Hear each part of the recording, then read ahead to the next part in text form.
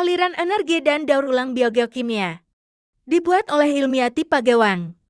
NIM 234011039. Prodi Teknologi Rekayasa Logistik.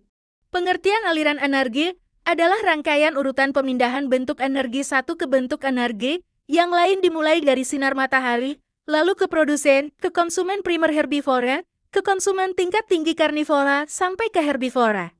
Energi cahaya dari matahari diubah oleh tumbuhan menjadi energi kimia melalui proses fotosintesis.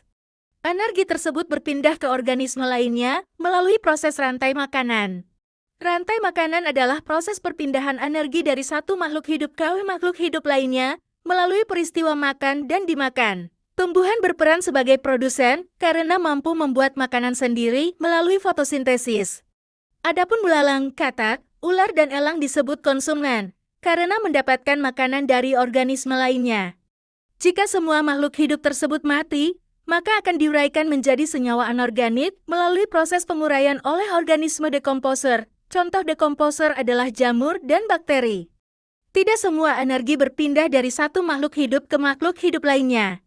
Hanya sekitar 10% energi yang berpindah dari satu trofik ke trofik lainnya.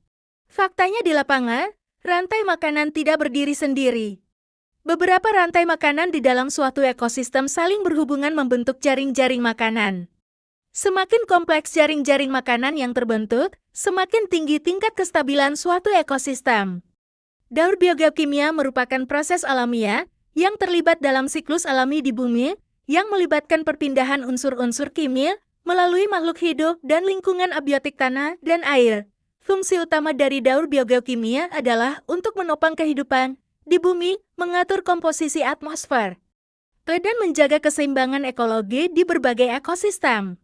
Dalam pembahasan kali ini ada 3 pokok pembahasan yaitu siklus air, siklus karbon dan oksigen, dan siklus nitrogen.